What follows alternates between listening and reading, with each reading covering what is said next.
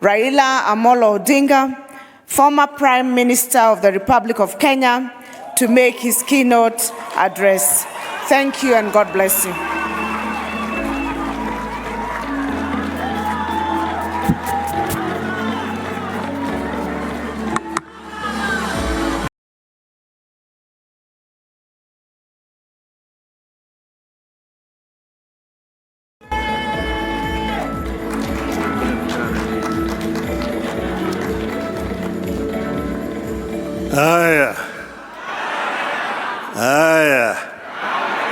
Thank you very much. You may be seated. The Chair of the Council of Governors, Governor Anne Waiguru, the Deputy, other governors who are here present today, all protocols observed, ladies and gentlemen, hamjambo. Hamjambo tena. Hey, I feel very, very delighted and intimidated to be in front of you here today. I am happy to come. I was invited to come, and I was reminded that this is the 8th of the summit that we're holding. And I just realized that I have been with you in all the 8 summits that you have held. So I was very happy to come again here today. Now, before I say anything else, I just want to introduce those who have come with me. 2 you have already been introduced. Your immediate former chairman, Governor Wycliffe Ambetsa of Paranya, former Governor Kakamega, and Governor Mwangi Wairia. But I'm also here with the former Minister for Defense, the leader of DNA Party, Honorable Eugene Wamalwa. I'm also here with the chairman of Roots Party, Professor George Wajakoya.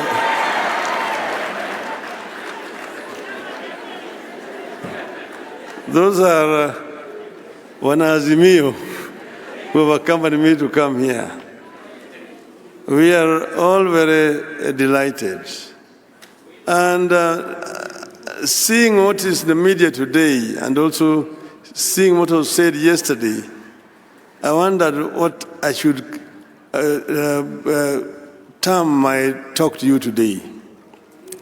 I looked at all the messages were given yesterday, and I said, maybe, it's like Swahili say, that nyani haoni kundule. That means that the baboon does not see its back or its buttocks. So when the baboons are up on the tree, the one which is lower down looks at the one which is higher up and saying, ngef, ngef. And laughs at the other one saying that his buttocks are red. And he does not know that his buttocks are also red. This is what I saw yesterday. And maybe when I talk, you would realize what I mean. It is a pleasure to be here with you today to celebrate a decade of devolution. I want to take this early opportunity to commend the Council of Governors. You have been able to find a way around our sometimes toxic and divisive politics. You have been able to create a leadership that looks past party and political differences and moves you forward as a team. I commend you for your ability to mend fences and build bridges. I want to encourage you to continue on this path of consensus building, mutual respect, and decorum.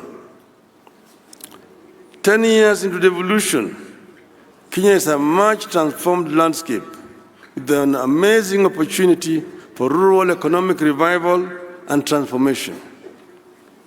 There is now economic life in rural areas.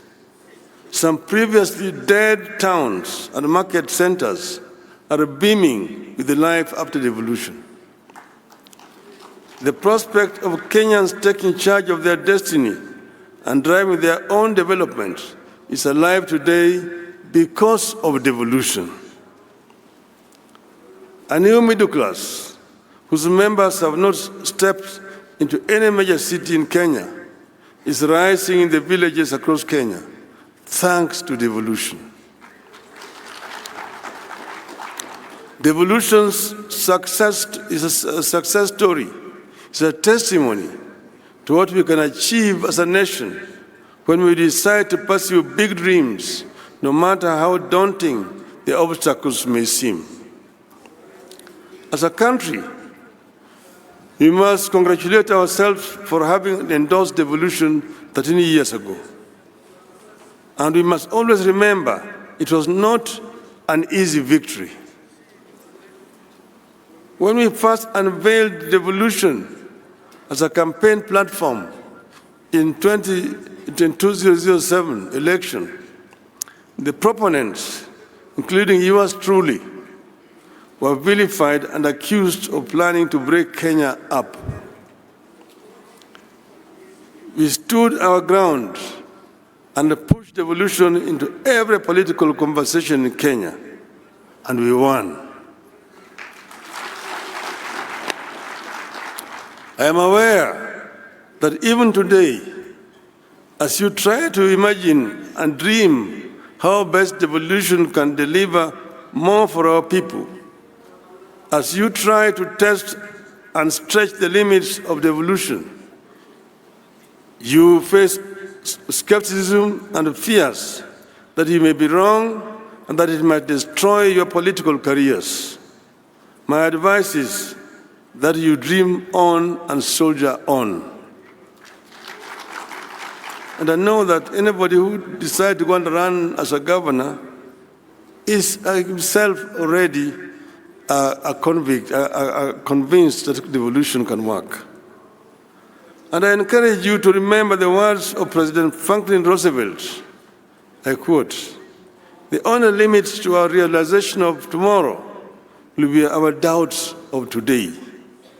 Let us move forward with a strong and active faith," unquote. Devolution continues to have doubters, but devolution can no longer be a loser without the nation losing. Excellencies, at this forum, I have the warm feeling of a person among friends who think alike and have the same goals and aspirations. As far as devolution goes, my aspirations and those of the governors are aligned. We may have differed here and there about the management of our affairs at both the national and county levels. But when it comes to devolution, I believe our differences are only as to the method of attaining a goal.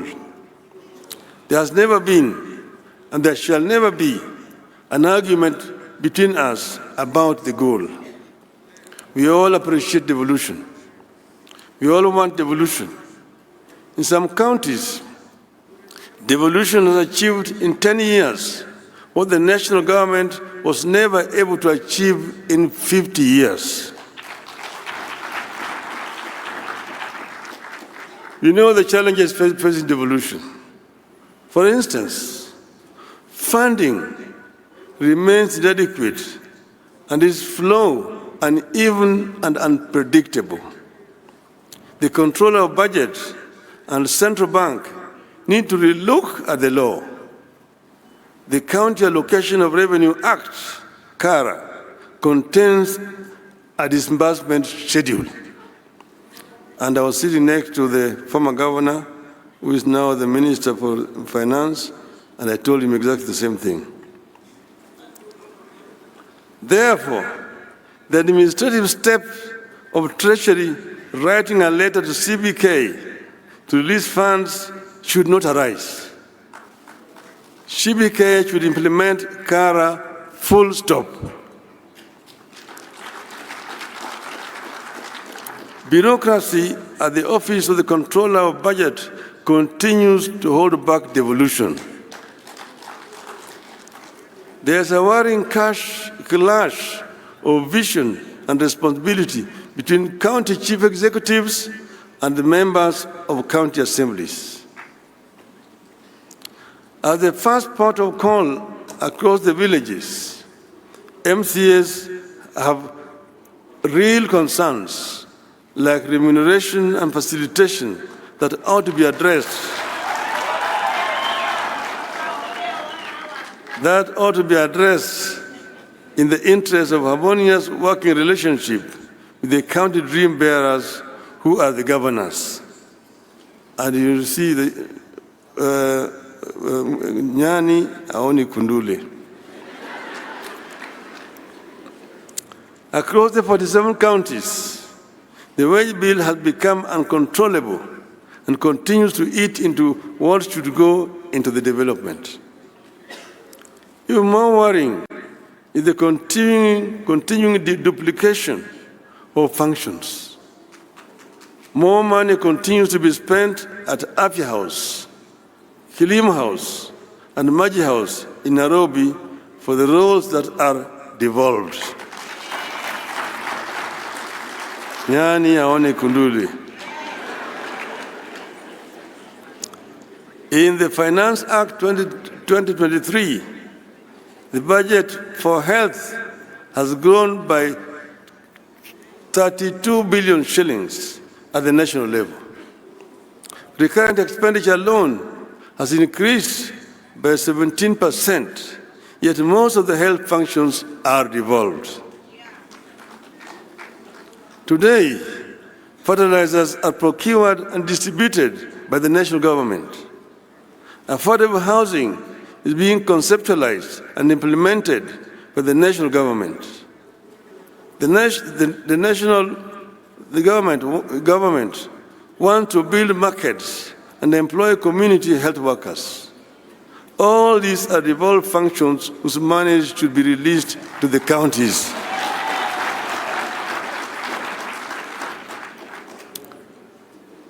"10 years into devolution, this tug of war between the counties and the national government needs to come to an end. In this tug of war, the Commission of Revenue Allocation continues to be ignored, making revenue sharing between national and county governments and among counties uneven and more political than professional." Nyani aone kuduli. As we castigate the national government, let us worry over devolved corruption. Oversight seems concentrated at the national level, while the graft stalks devolution at every turn. The interplay between oversight institutions like the county assemblies, Auditor General, the Senate, and the investigative and prosecutorial arms is weak, and the institutions not working together. But I want to say that it's not only that the corruption has been devolved, corruption has also remained very big at the national level. So the national level has no business talking to you about devolved corruption. When assemblies and the Senate inquire into a matter, the best they can do is recommend investigation. When investigators complete their work, the best they can do is to recommend prosecution. And there is, of course, no guarantee that the courts will punish the wrongdoers.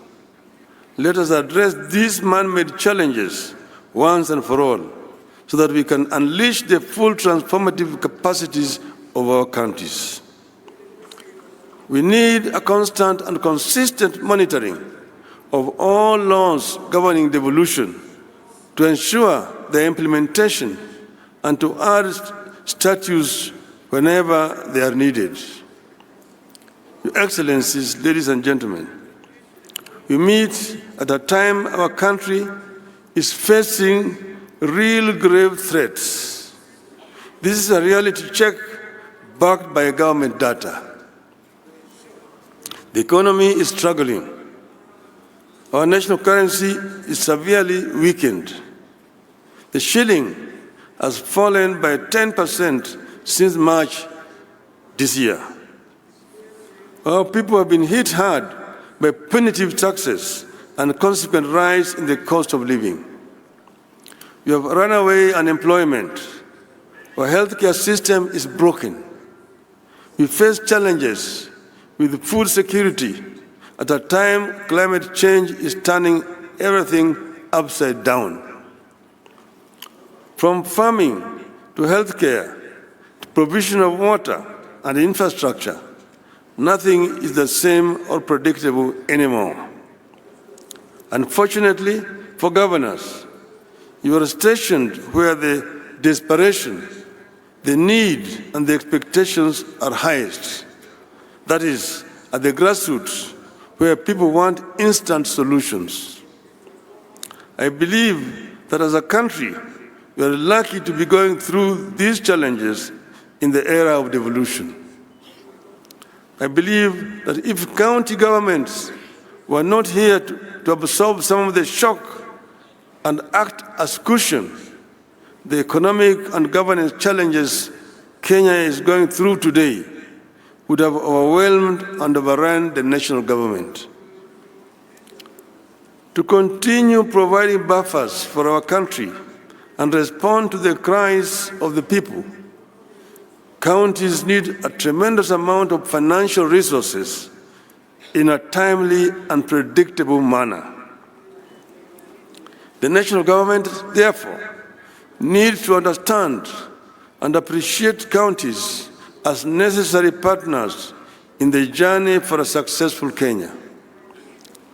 The problems and responsibilities the people and the counties face today demand that we reevaluate and strengthen our commitment to preserve the place of the county government and bestow it with the power, the authority, the responsibilities, and the revenues necessary to discharge those roles and meet expectations. In times like these, county government may be tempted to do what the national government is doing, which is to increase charges for services they provide to generate more revenue. And I was listening to the talk about its own revenue. I see it differently. I believe this is the time for county government to act compassionately and responsibly. The problems our people face today require that we invest within our means in programs that create jobs and put money into the people's pockets. Counties don't have to copy and paste what the national government is doing. I encourage you to be own models for innovation and creativity. Rather than extract more from the pockets of equally suffering masses, I encourage you to continue to provide communities and families with the tools they need to succeed so that they can, in return, finance counties without too much pain.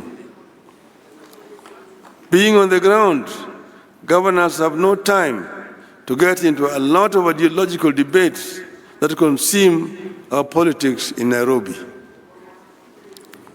Counties should have no time for merely making commitments and announcements.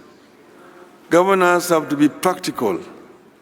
You will do well and set examples when you back up your pronouncements with concrete action at the level of policy and practice. I believe that the work that you do, if done well, will with time have a concrete impact on the debate at the national level. This is the time to provide record amounts of assistance to our farmers to enable them save us from the routines of famine, food imports, and food inflation. This is the time for financial inclusion programs and ensure the money reaches the intended recipients. This is the time to work on turning your towns into smart cities of tomorrow, equipped with world-class amenities. I encourage you to soldier on and double your efforts at light manufacturing and value addition as a way of generating revenue and putting money into people's pockets. With focus, you should be able to set up world-class investment and industrial regions along dedicated corridors of your counties to aid manufacturing. I want to encourage you to particularly promote labor-intensive manufacturing because it puts money into the people's pockets. And I'm talking to you as a manufacturing engineer.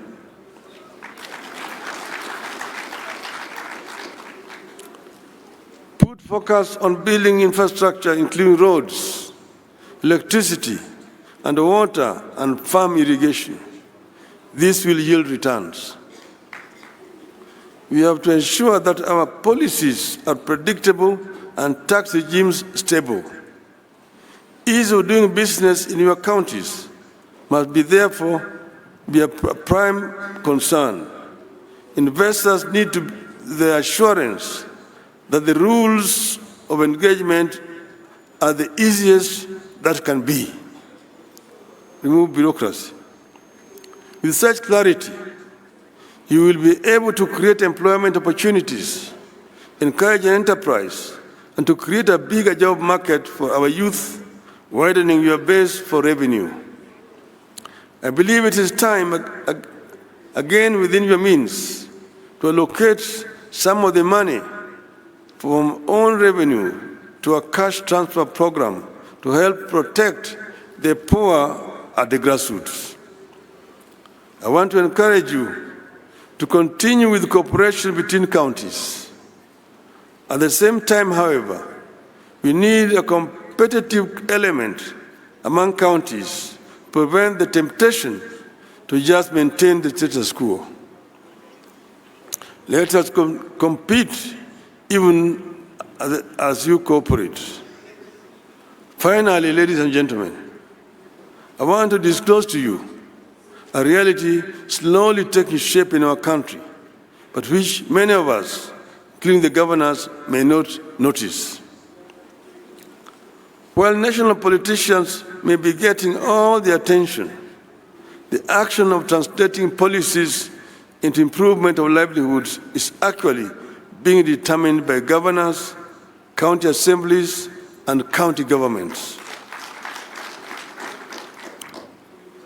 I see immense possibility for our county-driven growth and leadership in our country.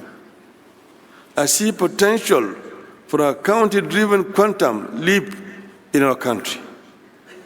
This hidden reality is not limited to one section of our region. The potential is unlimited. Be open to ideas, investments, and innovations. You may just be the team that put the country on the path to a reversible takeoff.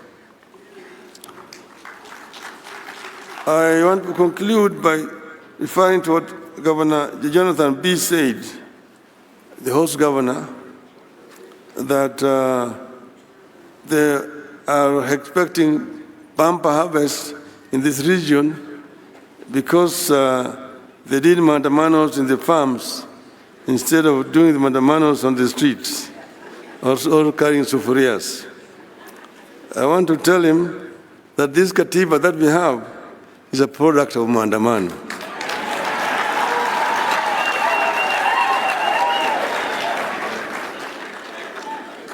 And I also want to remind that if mandamano can help the families whose children were cheated or money being taken to Finland, there's nothing wrong with mandamano.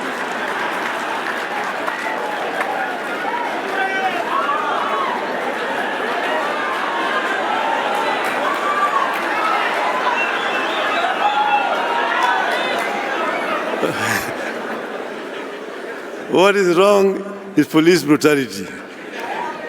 And finally, you want to tell a rogue ambassador, leave Kenyans alone. If maandamano can lead to a dialogue between Ichung'wah and Kalonzo, everything is good with maandamano. Tell the rogue ambassador, Kenya is not United States. Kenya is not a colony of the United States. Keep your mouth shut when you hear. Otherwise, you will call for your recall back to your country. I thank you, ladies and gentlemen.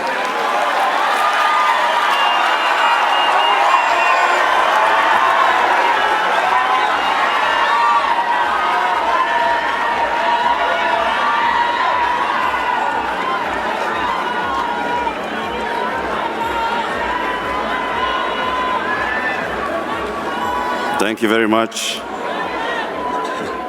Another round of applause, please, for the former Prime Minister, Right Honorable Raila Odinga.